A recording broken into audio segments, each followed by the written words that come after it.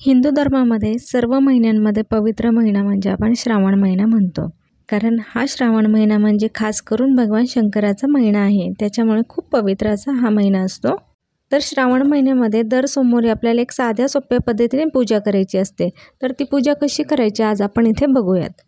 तर इथे सर्वात प्रथम मी एका तांबणामध्ये आधी गणपती घेतलेले आहेत आणि त्यानंतर आपण गणपतींना इथे स्वच्छ असं धुवून घ्यायचं आहे. तुम्ही रोजच्या पूजेमध्ये जी मूर्ती आहे ती घेऊ शकता किंवा जर दुसरी मूर्ती असेल तर तीसुद्धा इथे घेऊ शकता.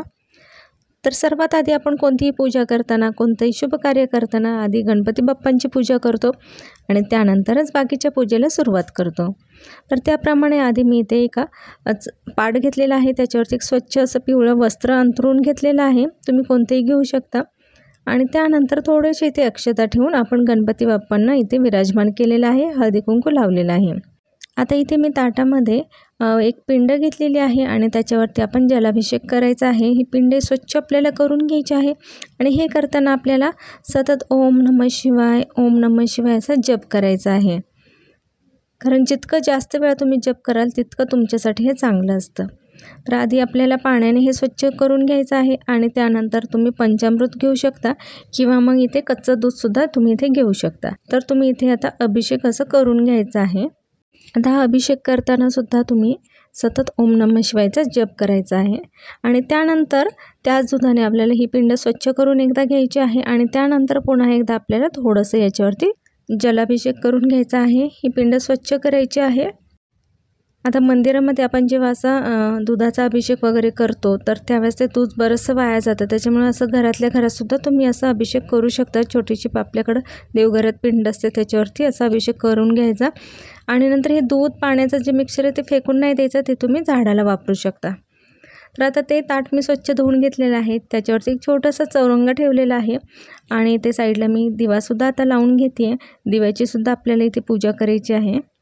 आता इथे गणपती बाप्पांना आणि दिव्यालासुद्धा आपल्याला अशी फुलं ठेवून घ्यायची आहे. गणपती बाप्पांचं आवडतं लाल रंगाचं फूल तर मी आवर्जून घेतेच आणि भगवान शंकरासाठी तर आपल्याला अशा पांढऱ्या रंगाचीच फुलं लागतात. तर आता दिव्याला हळदी कुंकू लावून घ्यायचं आहे. आता मी इथे भरपूर अशी बेलाची पानं आणलेली आहेत. ही पाने आपल्याला स्वच्छ धुवून घ्यायची आहेत. अशी मोठी छान छान फ्रेश अशीच पानं आपल्याला इथे वापरायची आहेत. तर आता सर्वात आधी मी इथे बेलाचं पान ठेवलेलं आहे. त्याच्यावरती थोडेसे अशा पांढऱ्या अक्षता ठेवलेल्या आहेत. त्याच्यावरती थोडंसं आपण भस्म लावून घ्यायचं आहे आणि त्यानंतर इथे मी महादेवाची इथे पिंड ठेवलेली आहे. आता पिंडीलासुद्धा आपल्याला 3 बोटांनी असं भस्म लावून घ्यायचं आहे. तर हे 3च बोटाचा आपल्याला इथे वापर करायचा असतो. आता हे पिंडीला आपल्याला सगळ्या बाजूने आता हे भस्म लावून घ्यायचं आहे. एरवीसुद्धा आपण कधी घराच्या बाहेर जाताना हे असं भस्म नक्की आपल्या कपाळावरती लावायलाच पाहिजे. कारण जिथे जिथे हे भस्म असतं तर तिथे तिथे भगवान शंकराचा वास असतो. म्हणजे भगवान शंकर एक नकळत आपल्यासोबत असतात असं आपण म्हणूयात. तर आता इथे पांढरी फुलं आणि बेलपत्र आता आपल्याला पिंडीवरती व्हायचे आहेत. तर आता हे बेलपत्र आपल्याला जे आहेत तर त्याची आपल्याला देठाची अशी टोकं काढून घ्यायची आहेत आणि त्यानंतरच हे बेलपत्र व्हायचे आहेत.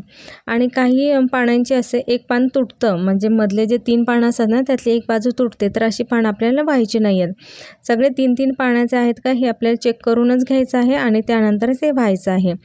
तर आता मी सांगितल्याप्रमाणे इथे ही जी गाठ एक असते तर ती आपल्याला तोडायची आहे आणि त्यानंतरच इथं बेलाचं पानाचं व्हायचं आहे. हे पिंडीवरती आपल्याला 108 वेळा व्हायचं आहे. जर तुमच्याकडे कमी पानं असेल तर तुम्ही 11 वेळा, 21 वेळा, 51 वेळा असं तुम्ही करू शकता. तुम्ही ही सोमवारचीच आधीच पूजा केली तरी चालेल. आपल्याकडे जास्त सामान नसेल, भरपूर अशी फुलं नसेल तर सुद्धा चालू शकते. कारण भगवान शंकर असेल किंवा कुठलेही देव असेल तर ते आपल्या बघत नाहीत की आपण किती फुलं वाहिली आहेत किंवा किती सामान त्यांना छान छान वापरले आहे. तसं कधीच बघत नाही. ते फक्त आपलं अंतर्मन बघतात. त्याच्यामुळे तुम्ही तुमच्या शुद्ध मनाने, शुद्ध अंतःकरणाने तुम्ही कोणत्याही देवाची पूजा करावी. कारण निस्वार्थ भावनेने आपण जी पूजा करतो तर त्याचं फळ हे आपल्याला नक्की मिळतंच. आता इथे माझ्याकडे डमरूसुद्धा आहे. मी डमरूंचीसुद्धा अशी पूजा करून घेतलेली आहे आणि डमरू हे नेहमी माझ्या देवाऱ्यामध्ये इथे मी ठेवलेलंच असतं. त्यानंतर आपल्याला अगरबत्ती, धूप वगैरे लावून घ्यायचं आहे. आता त्यानंतर आपल्याला इथे शिवामूठसुद्धा व्हायची असते. कारण प्रत्येक श्रावणामध्ये 4 किंवा 5 असे सोमवार आलेले असतात. तर यावर्षी श्रावणामध्ये 4 सोमवार आलेले आहेत. तर आता पहिला जो सोमवार आहे तर त्या दिवशी असे तांदळाची शिवामोठ असते. तर ही शिवामोठ करताना तांदूळ असे हातामध्ये घ्यायचे असतात आणि त्यानंतर ते असे मूठ या पिंडीवरती धरायचे असतात आणि हळूहळू सोडायची असते. आणि हे करताना आपल्याला ओम नमः शिवायचा इथे जप करायचा आहे आणि शिवामोठ अशी धरताना उभा असा हात आपल्याला इथे धरायचा आहे आणि हे हळूवार असं सोडायचं आहे. हे तुम्ही आता इथे पुन्हा बघा. या पद्धतीने आपल्याला असे मुठीमध्ये तांदूळ घ्यायचे आहेत आणि असे हळूवार इथे सोडायचे आहेत. आता त्यानंतर आपल्याला अशी फुले वाहून घ्यायची आहेत आणि आता 4 सोमवारी अशी प्रत्येक वेगवेगळी अशी शिवामोठ असते. पहिल्या सोमवारी तांदूळ, दुसऱ्या सोमवारी तीळ, तिसऱ्या सोमवारी मूग आणि चौथ्या सोमवारी इथे जव असतात. या पद्धतीने आपल्याला इथे 4 प्रकारचं धान्य इथे वाहायचं आहे आणि त्यानंतर सर्वात शेवटी आपल्याला इथे आरती करून घ्यायची आहे. काही जण पूर्ण श्रावण महिना उपवास करतात, तर काही जण फक्त प्रत्येक सोमवारीच उपवास करतात आणि जे उपवास करत नाही तर त्यांनी सुद्धा इथे नॉनव्हेज वगैरे काहीच खायचं नसतं. बरेच जण कांदा लसूण सुद्धा इथे खात नाहीत. त्याच्यामुळे श्रावण महिना असा पवित्र असा महिना असतो.